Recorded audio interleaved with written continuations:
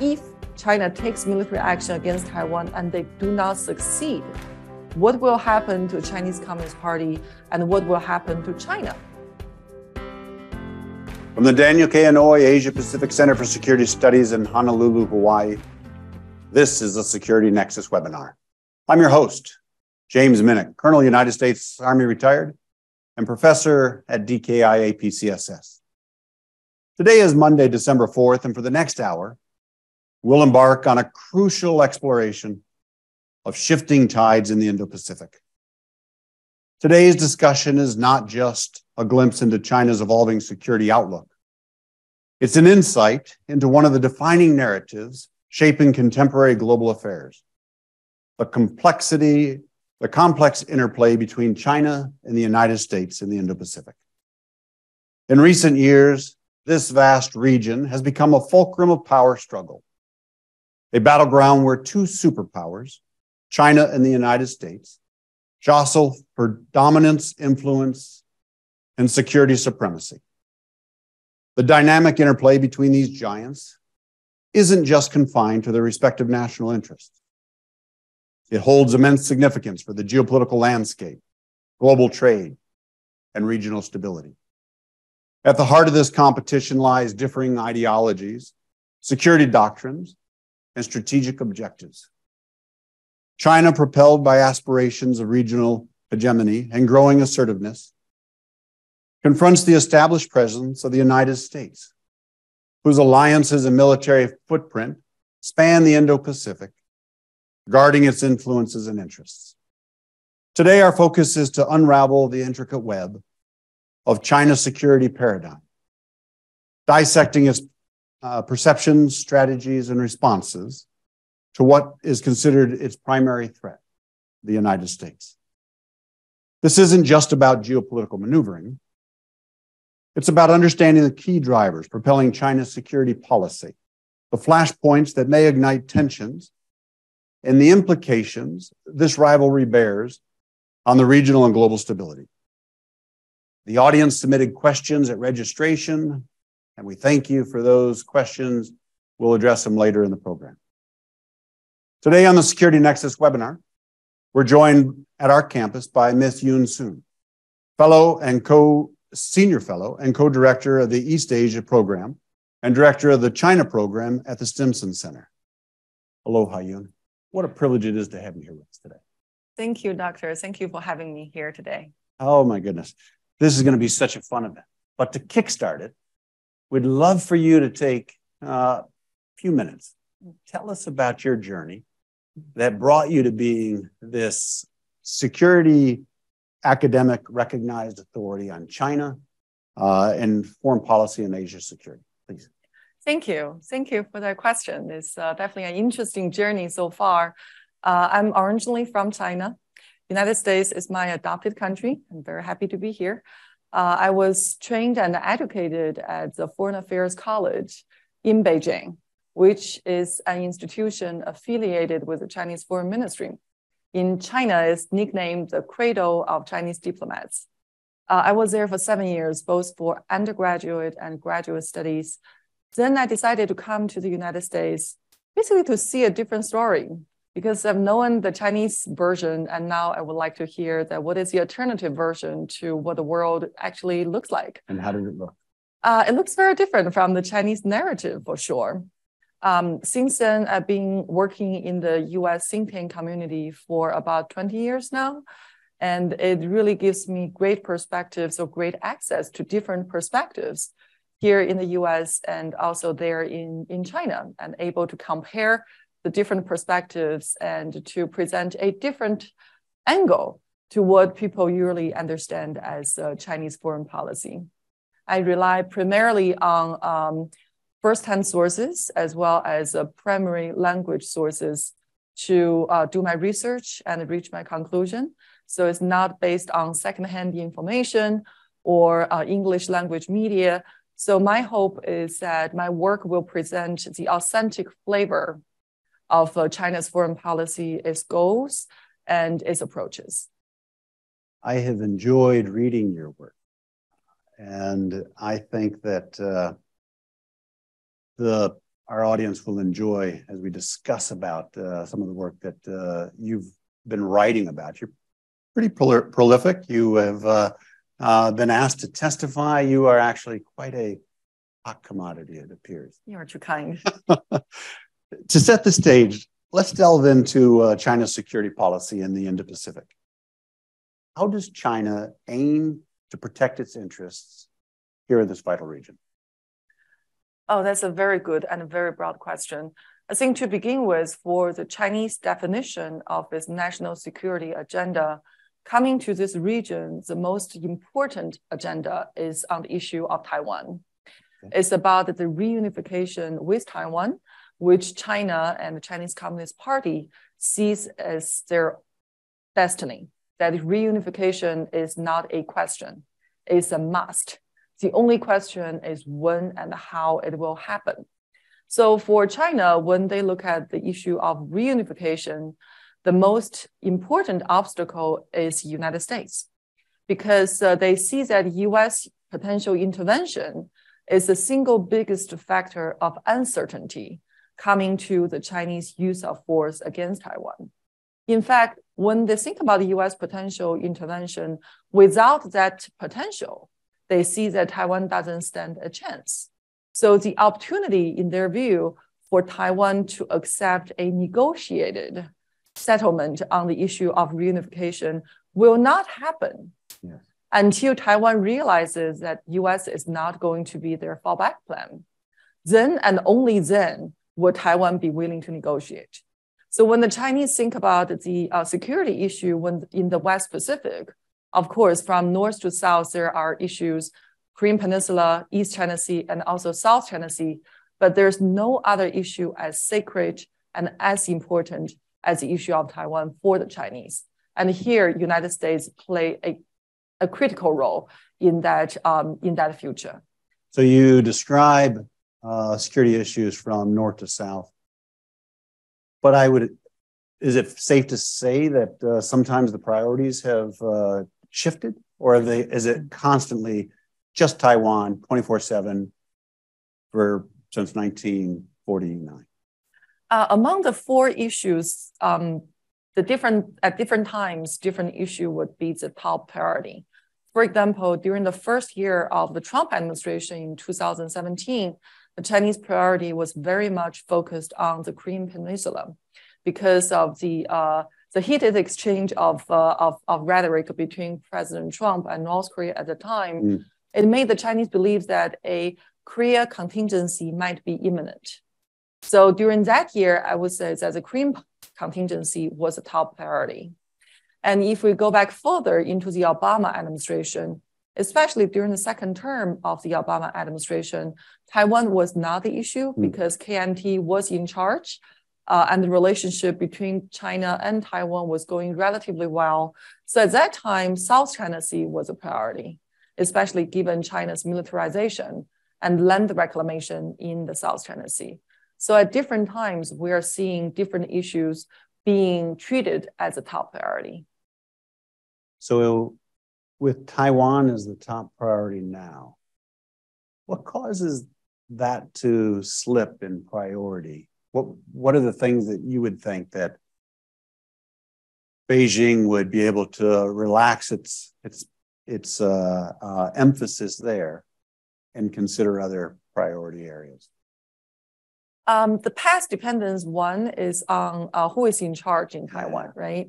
So when the current opposition party, KMT, was in charge under the President Ma Ying-jeou before 2016, the relationship was relatively stable. And China was using economic integration as its primary strategy to deal with the issue of reunification. But then under the current DPP administration, you are seeing that the Chinese approach was very much on the coercive and deterrent side, because they believe that DPP government's eventual aspiration is to pursue Taiwan independence. So it depends on the domestic politics in Taiwan. It also depends on the relationship between United States and China. When the relationship is relatively okay and relatively stable, I think the Chinese will perceive that the U.S. is not trying to provide assistance, especially military assistance, to support the so-called Taiwan independence as much. Safe to say with Taiwan elections just next month that priority won't shift anytime soon and could be dependent on outcomes of the election? Very much so. I think the different outcomes of the election will produce very different outlook of cross-strait relations as well as the U.S. China interaction on the issue of Taiwan. You spoke a little bit about current President Xi Jinping in your earlier remark. I wonder if you might talk about how the political objectives and territorial concerns have shifted, how they've changed in the last several years of his rule. I would say that overall, when Xi Jinping took over, we're seeing a change of prioritization on China's agenda. So in the past, you might remember during the first, I would say, the 30 years of the China's reform and opening up, the Chinese foreign policy mantra, as dictated by the previous leader Deng Xiaoping, was to keep a low profile and bide our time. And the logic is that we're going to keep a low profile to build our strengths, to engage the world, to build our economy. And it doesn't mean that China will not become strong. It will mean that China's primary goal was to seek economic development. But under Xi Jinping, we're seeing the prioritization changing because one could argue that this keeping a low profile and biding our time was useful to build China's economic development. But at the same time, some in China would argue that China made significant sacrifice in the realm of national security, in the realm of territorial integrity, for example, in shelving the disputes, maritime disputes in the East and South China Seas. So when Xi Jinping came to power, I think his conviction has been Mao Zedong made China independent, Deng Xiaoping made China rich, and me, as a paramount leader of China, I am going to make China strong. So we're seeing that under President Xi, national security has been elevated to such a high priority position that economic development is no longer seen as a paramount goal of the government and of the state. So instead, we're seeing more and more policies by China that one would argue would sacrifice or victimize China's economic development in pursuit of national security. And that's exactly where we are today. Some would argue that China has already shifted from a developmental state to a security state. I think that conclusion is a little too soon, but given what has happened in the past several years, we're definitely seeing China moving more and more towards a security direction. So I want to pull a little bit on your comment regarding national security. And so regarding those institutional changes in China's foreign policy, specifically the Central National Security Commission's role, I wonder if you could discuss how this commission is shaping China's decision-making in foreign policy matters.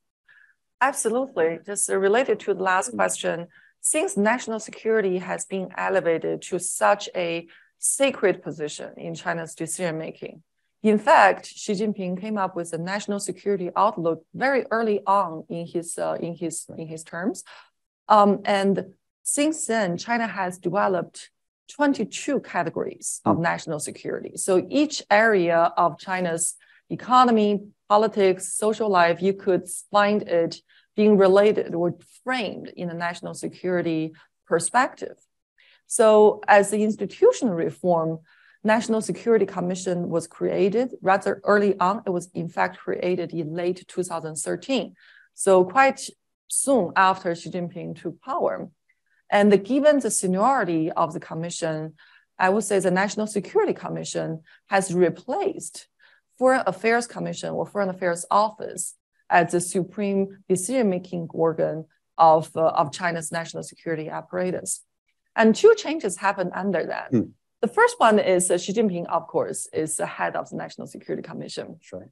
In the past, before Xi Jinping, Chinese Communist Party had pursued a leadership style called collective leadership, which means that the 9 members of the Politburo Standing Committee, they were seen more or less as equals. And each one of them had a say in foreign policy issues. But that has changed under President Xi, that among the 7 members, first, the Politburo Standing Committee has been cut, the membership has been cut by 2. So now instead of 9, we have 7 members of the Politburo Standing Committee. And secondly, in terms of the distribution of labor, we're seeing Xi Jinping being the leader on almost every single issue, especially on foreign policy and national security issues. Xi Jinping is the decision maker. We don't see other members of the Politburo Standing Committee carrying a role in those policy making anymore. So it really concentrated the decision making authority to Xi himself. So Xi is supported by the National Security Commission, which in terms of the membership is a much higher level in terms of the bureaucratic ranking. In the past, the Foreign Affairs Office Foreign Affairs Commission is regarded as the policy coordination, and its membership has been primarily cabinet members. So we're seeing, for example, the Ministry of State Security, PRA having a seat at the table. We're seeing, for example, the Department of Propaganda also having a seat at the table.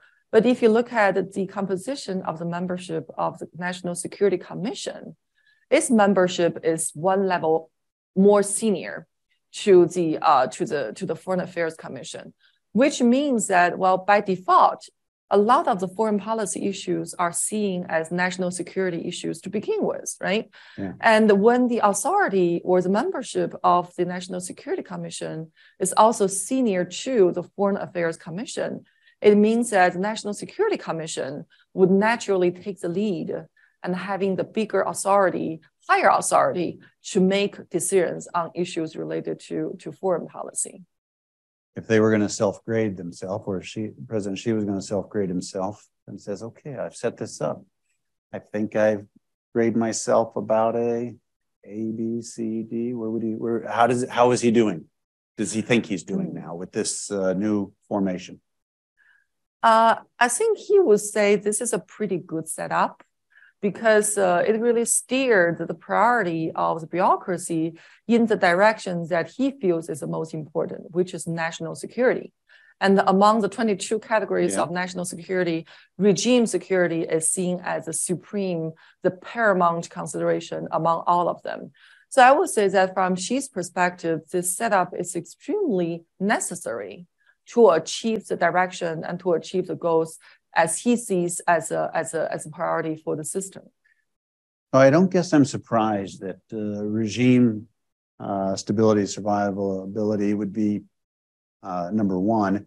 I guess the question I might ask is it because, of course it ought to be, or is it because we've got real concerns domestically or externally that is threatening us, and therefore we have to put a lot of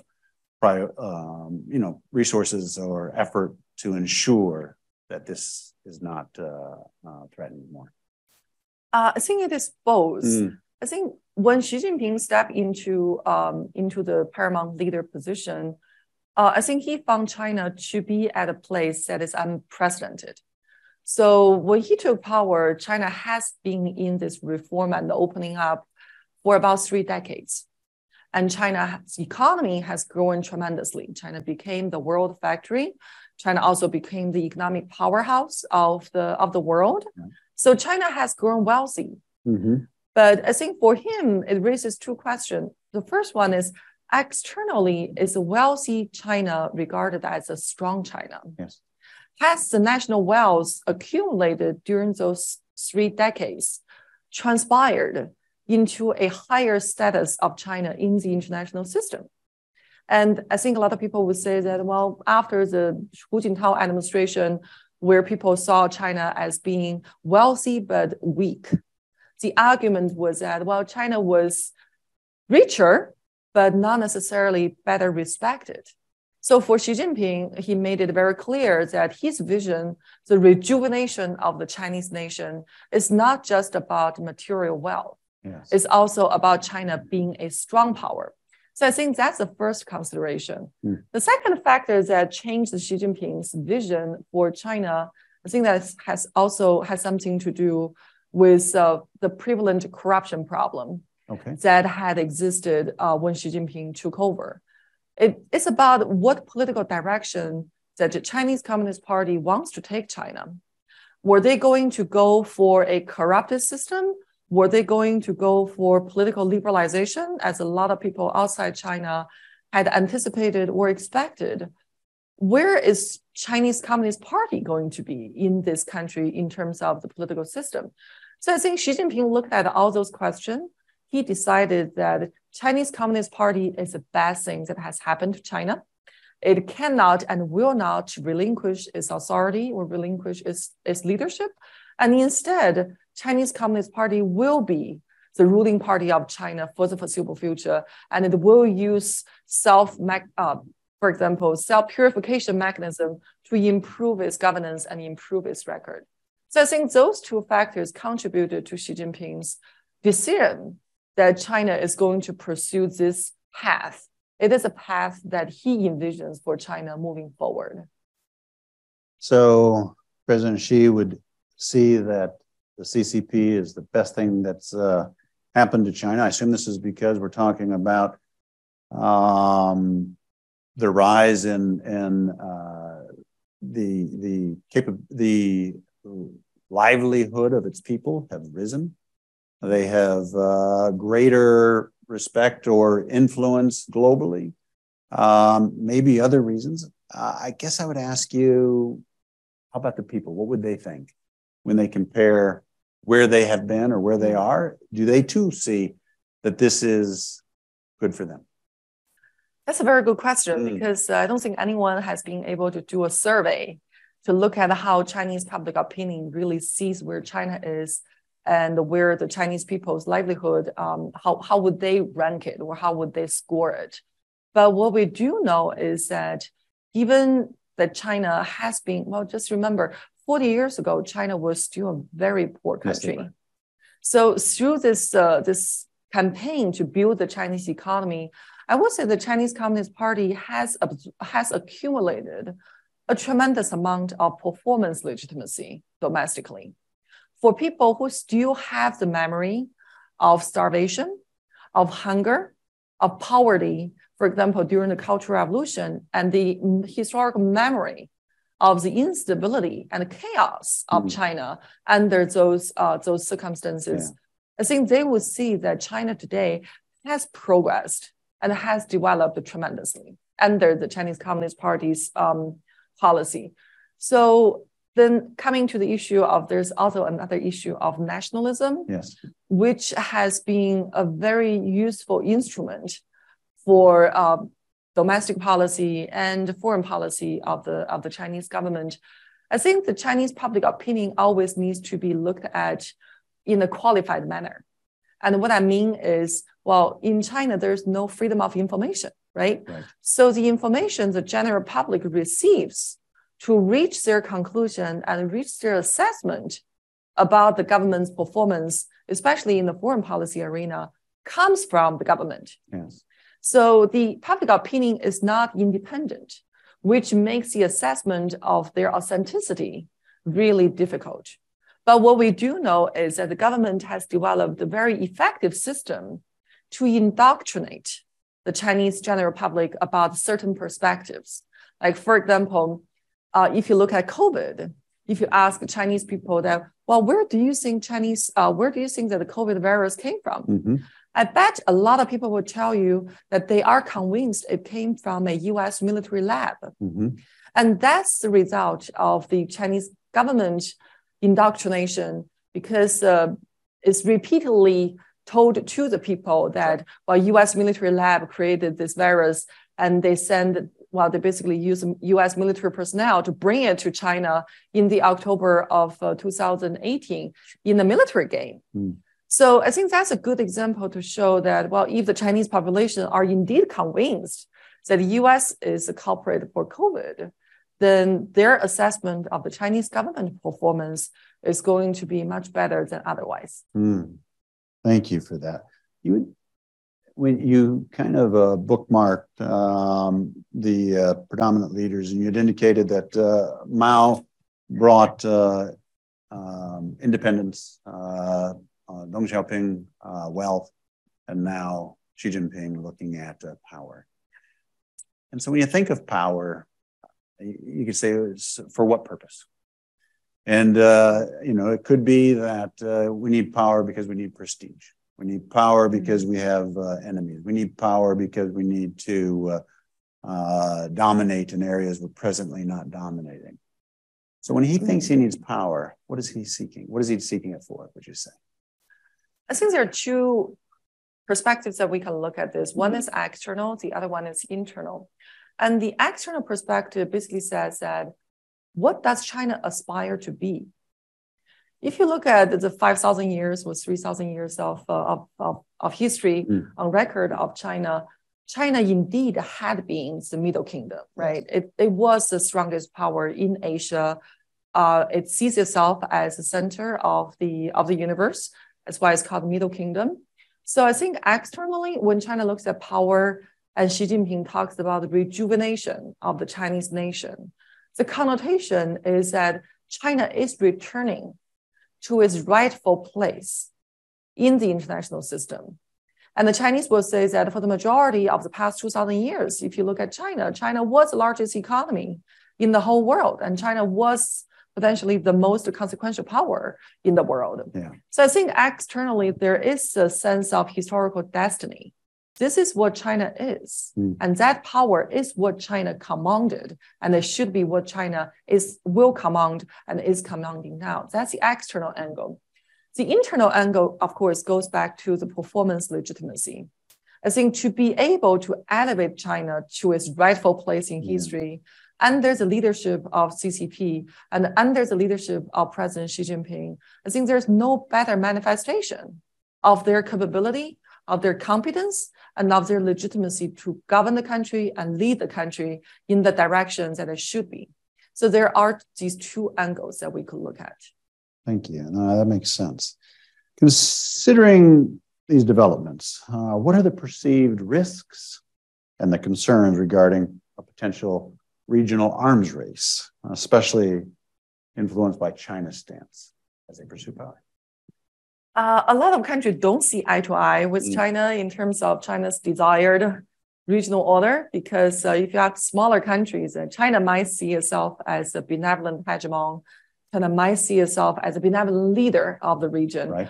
But I always tell the Chinese interlocutors or Chinese officials that whether China is seen as a benevolent power does not depend on China's narrative. It depends on how other countries in the region sees China. It's not about your self-assessment. It's about how others see you, right? So I think in that sense, what the Chinese have been trying to do is try to reassure countries in the region that China's rise is peaceful and China's rise is benevolent. But unfortunately, because of a number of issues, to begin with, China does have territorial disputes with India, and it has maritime disputes with Japan, South Korea, with Philippines, and with Vietnam, and with even Indonesia and Malaysia in terms of the maritime rights. So these territorial issues are not win-win solution. There's not going to be win-win solution. So it's either or. It's very much a dichotomy. So that's one factor. Another factor that has undermined China's ability to achieve its its rightful place in history is, in fact, the historical memory. That for countries like South Korea, or countries like Vietnam, what they remember about China is not necessarily a benevolent hegemon. They remember being invaded repeatedly by this large neighbor in their neighborhood.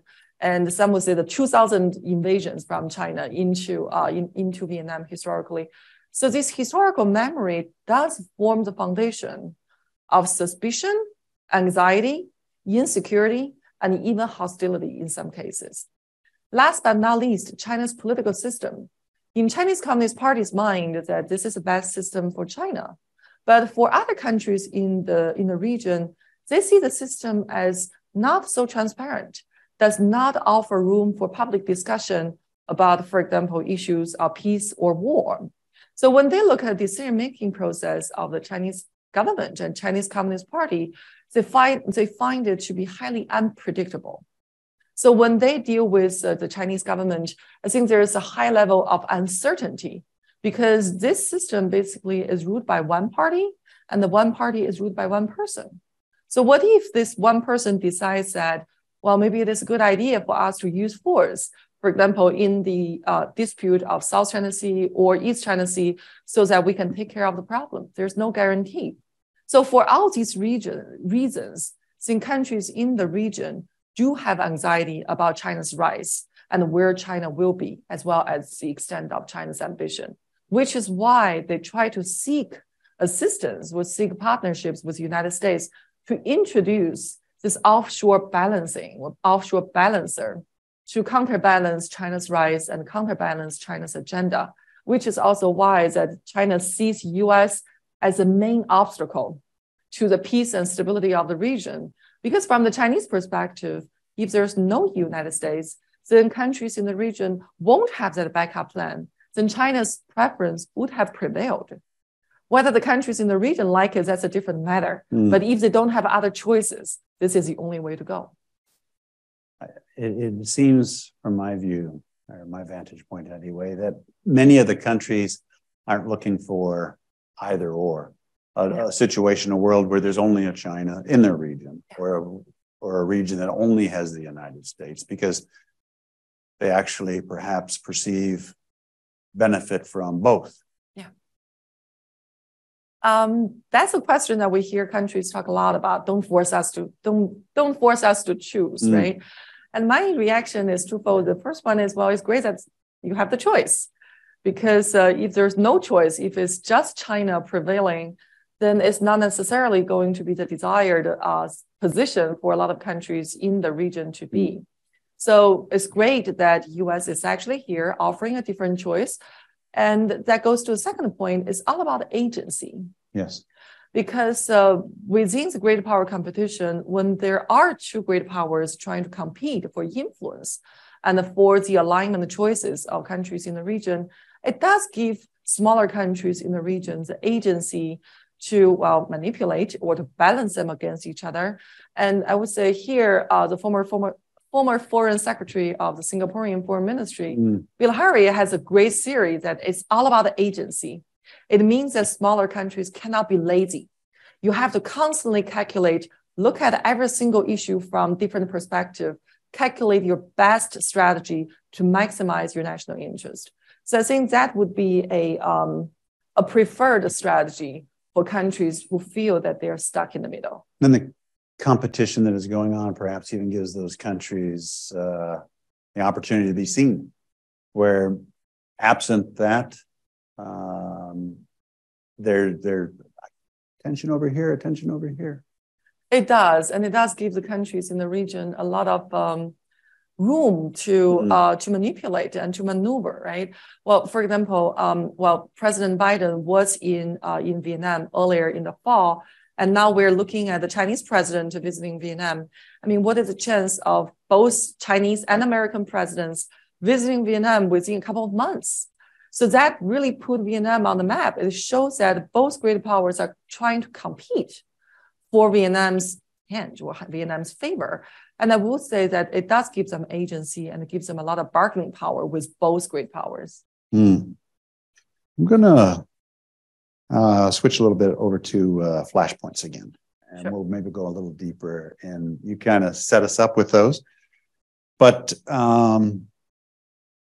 as we consider the potential flashpoints from the Korean Peninsula down to the South China Sea, what's the real prospect that conflict could arise in one of these areas? That's a great question. I think we need to first draw the distinction between accidents and conflicts, because these are two very different things. What I would say is happening in the West Pacific is that China, especially Chinese military, is trying to use its own tempo, its intensified tempo, to try to force or impose structural changes to the U.S. military activities in the region.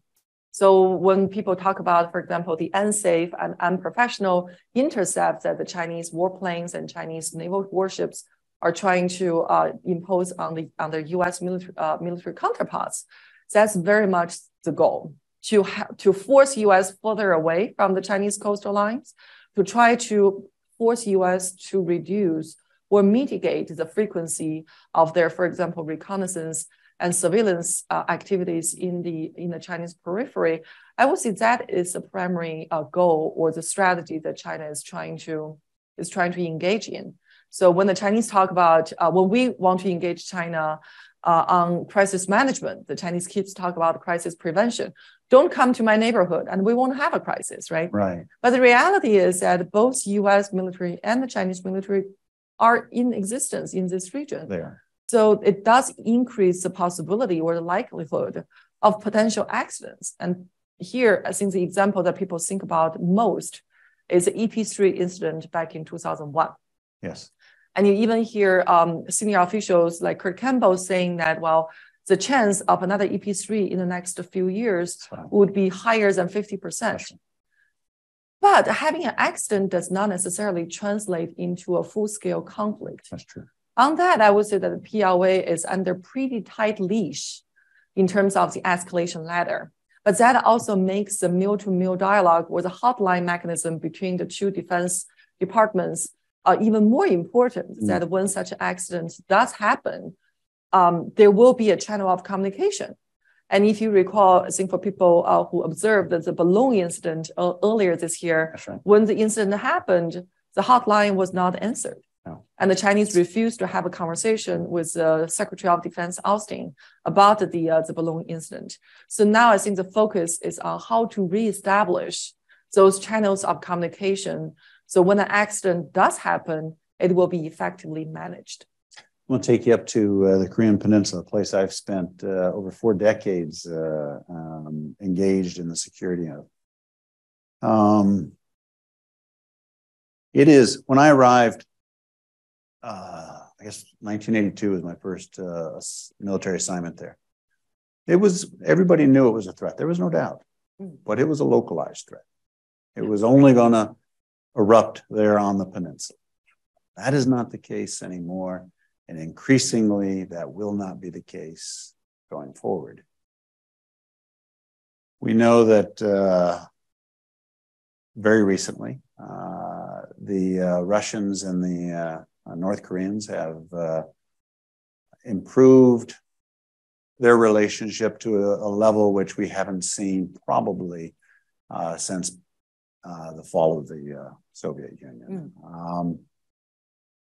What does China think about this burgeoning relationship? Well, to begin with, I would say that Chinese do have agency with both North Korea and Russia, right? China has remained the single largest economic patron of North Korea. I believe more than 95% of North Korea's foreign trade is conducted with China. China also provides aid as well as oil to North Korea. So China does have significant agency over North Korea.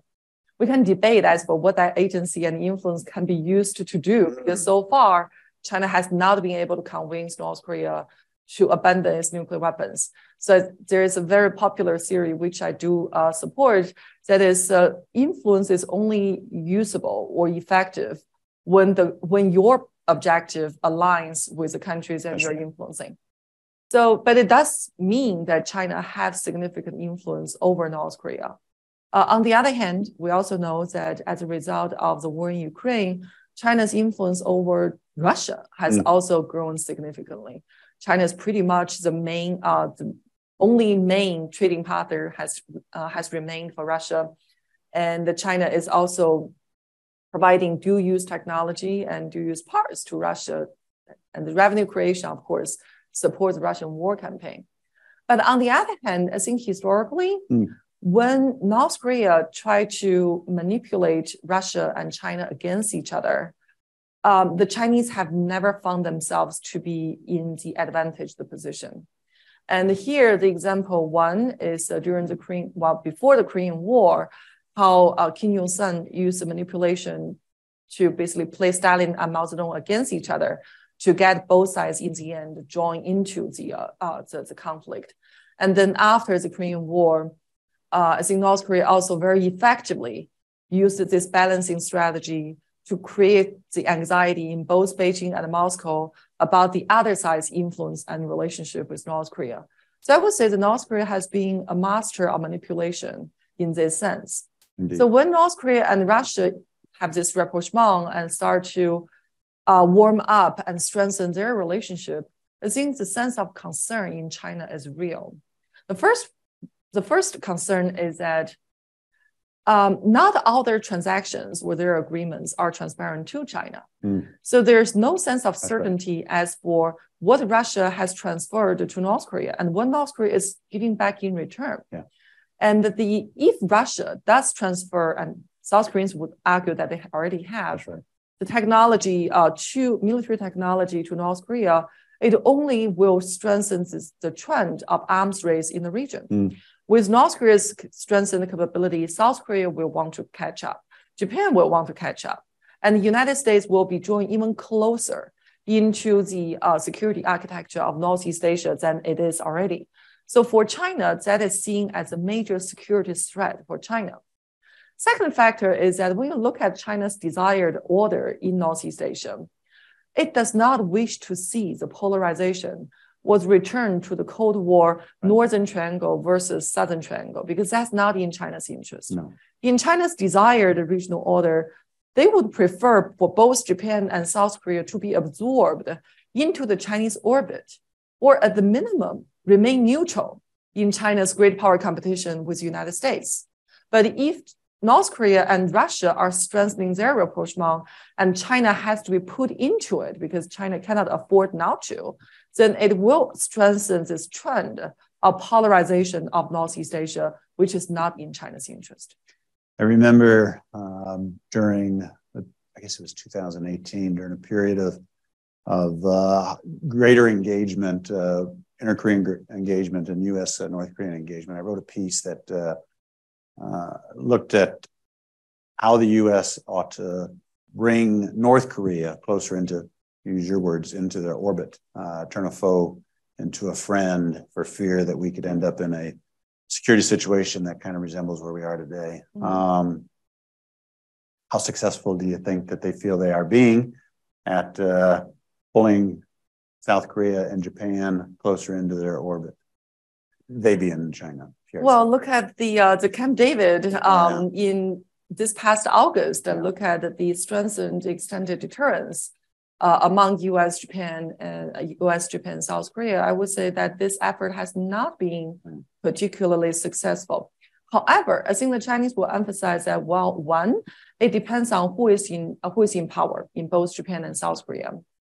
Had candidate Lee of the progressive side of the camp of South Korea won the election, and President Yoon did not succeed, I think South Korea's external alignment strategy will look quite different from today. Yeah. So I think the Chinese will say that not all is lost. Right. There's still future potential that South Korea could be turned around, because the social foundation for what the Chinese would call anti-Americanism, and the social foundation for a more neutral position between for South Korea between U.S. and China does exist.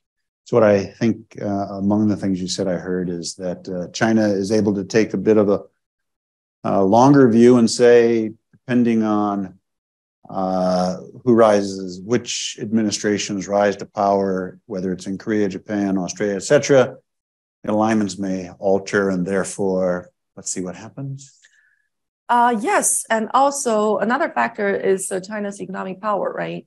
Because if you look at South Korea and Japan, their economic dependence on China is more significant. They're trying to reduce that dependence, but it's still significant for the foreseeable future. So like when China decided to impose export control measures on critical mineral elements like gallium and germanium, yes, it does affect how Japan and South Korea calculate their relationship and calculate their economic losses. So I think China still holds certain leverages against Japan and South Korea. It's just they have to be extremely careful about using punitive measures, trade sanctions for retaliation, because from the example of SAD deployment and the unofficial trade sanctions that China imposed on South Korea, those measures potentially only push South Korea further away from China and closer with the United States. So it's not necessarily in China's interest. The agony or the dilemma for Beijing is that they really don't have an effective way to influence the policy of Japan and South Korea. On one hand, they could pursue the punitive measures, which will be counterproductive. But if they don't pursue those punitive measures, instead they try to play nice and with a softball approach, they cannot stop Japan and South Korea from pursuing a closer alignment and a cooperation with the United States anyway. So if the result is not really multiple, it doesn't show a lot of variation, I think that's really where the frustration comes from.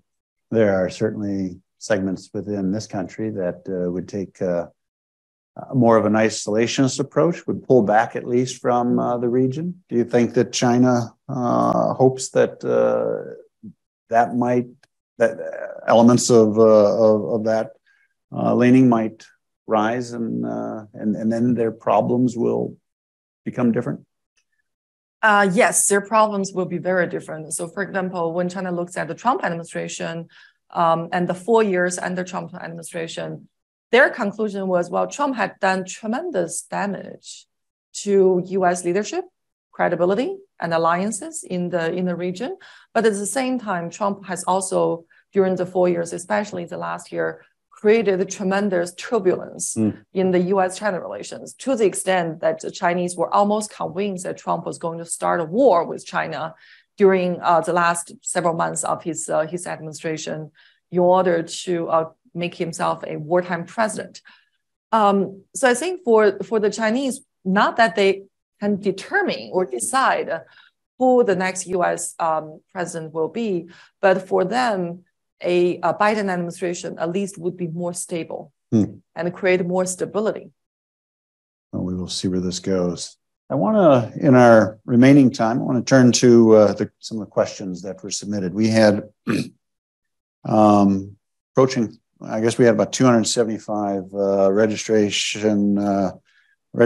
and a lot of questions. We categorized them, we synthesized them, and here are a few. As we think about in this category of security and geopolitics, how does China balance its strategic interest in the South China Sea? And what specific actions or incidents might lead to heightened tensions or conflict in the region? I think for South China Sea, the center of the tension or the attention from the Chinese side has been the U.S. FONOP, from the freedom of navigation operations. And in the past, it's more, well, still the issue of the U.S. military surveillance and reconnaissance, ISR, in the region has been perceived as a security threat for China. So the Chinese strategy has been to gradually push U.S. military ISR further away from the Chinese homeland, from the Chinese coast. And some would argue that land reclamation, the creation of the artificial islands in the middle of the South China Sea, is one way to either mitigate or reduce the frequency or the tempo of the U.S. military activities in the region.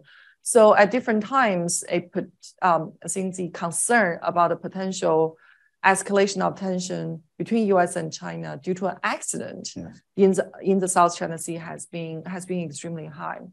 However, I would say that this particular angle needs to be taken with a caveat as well, because if you look at the potential conflict in the South China Sea, it's not going to, at least in the Chinese view, it's not going to become a full conflict, meaning it will be localized, it will be limited or focused in the South China Sea. Because I think for the Chinese, South China Sea compared to Taiwan, the strategic importance of the Taiwan issue is much higher. So for the South China Sea, potential conflict or accident will be much more limited. But with Taiwan, the Chinese will have no options but to go all in, which means that the EP3 incident, which we saw in 2001, could repeat itself in the South China Sea. But the hope is that with the potential to resume the mil-to-mil dialogue and the crisis management or crisis prevention mechanism and discussion between the two, even if there is such an accident, it would be effectively and timely managed. Well, let's move then to Taiwan and regional stability there. Could you elaborate on China's strategy regarding Taiwan, considering its efforts to prevent growing U.S.-Taiwan relations, maintaining a show of force, and then maybe discuss potential implications for regional stability? Taiwan. I think for Taiwan, when China says that they prefer peaceful unification, they are being honest. Okay. Because if anything that people learn from the war in Ukraine, it is the prohibitive cost of the war, not just the human cost, but also the financial cost, the diplomatic cost, the political cost. So I think when the Chinese say that they do want peaceful reunification, it is a genuine statement. Okay. But how could the peaceful unification be created?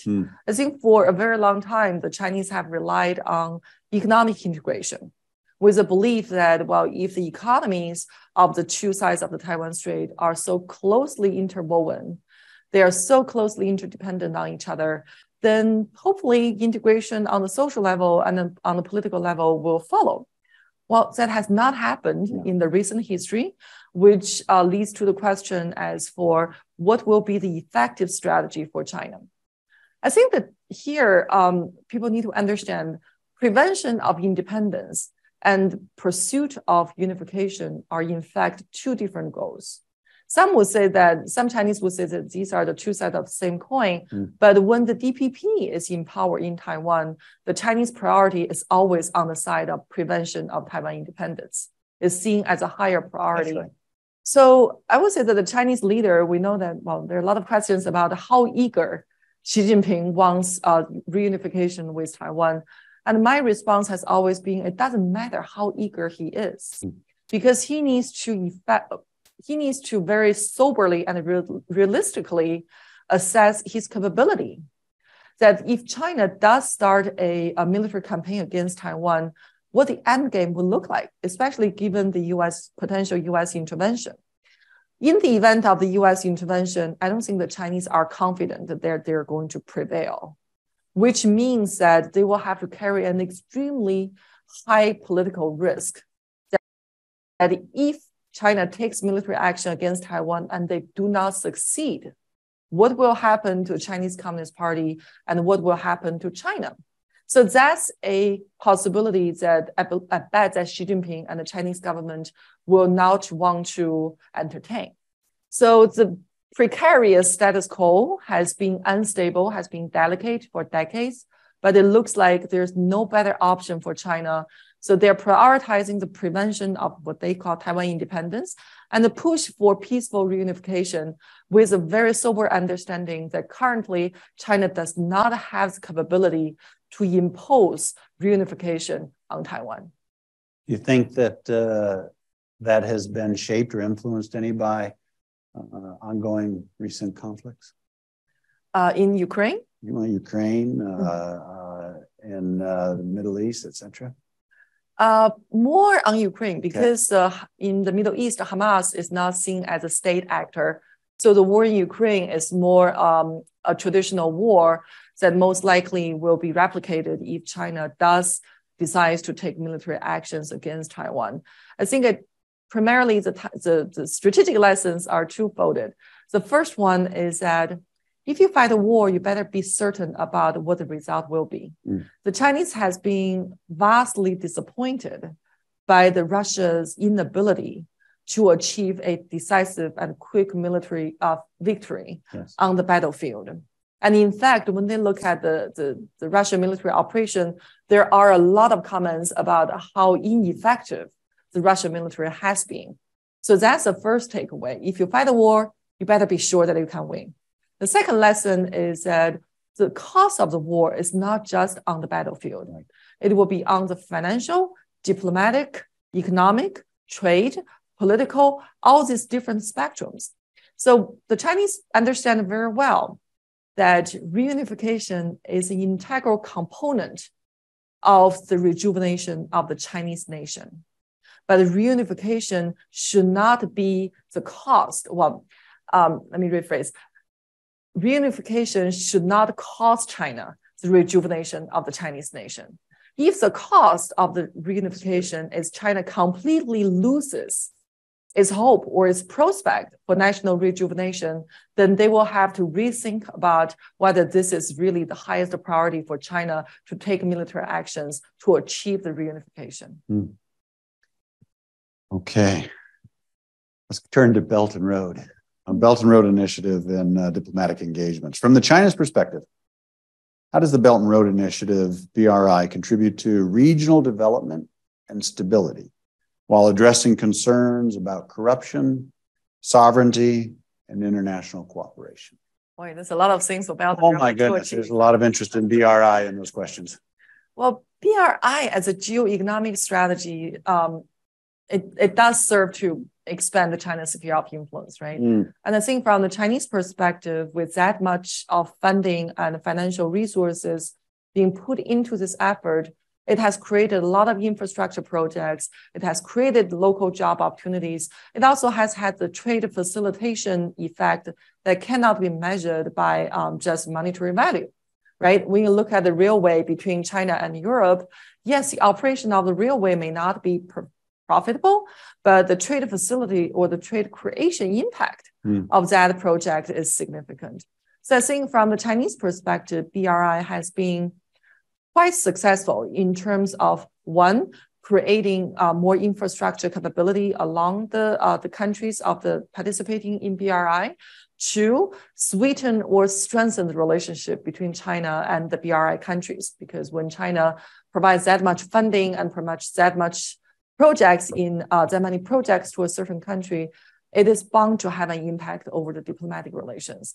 And the third one is, of course, the negative consequences that people often talk about, the death trap diplomacy, the issue of corruption, which is not necessarily a priority of the BRI projects, at least not so far, and also the social and environmental impact of the BRI projects. BRI has been there for 10 years, and we are seeing that China has become much more careful and calculating, coming to what type of projects they will be supporting, being small and pretty. It used to be a big and impressionist. Now it is being meticulous, being small and pretty. So moving forward, I would say that we have seen that China bring up the idea of a global development initiative, which basically introduces more partners into the development campaign. China has proposed global security initiative last year. And this year, China has proposed another concept called global civilization initiative. So we do see that the Chinese foreign strategy is also morphing away from BRI, which is a China's gift to the world, to global development initiative where China is a part of the world. So I do see that China's strategy on this particular development issue is also evolving. Oh, that's fascinating. I would note that countries actually don't undertake national railroad initiatives for profit, because I don't think there are models out there for profit making out of those. They cost, but to your larger point, it's what do they generate from their cost, and that was fascinating. Let us do this. In the closing time that we have, I think I'd ask you if you would share a book recommendation with our audience. The book that I would recommend is a book that was published this past April.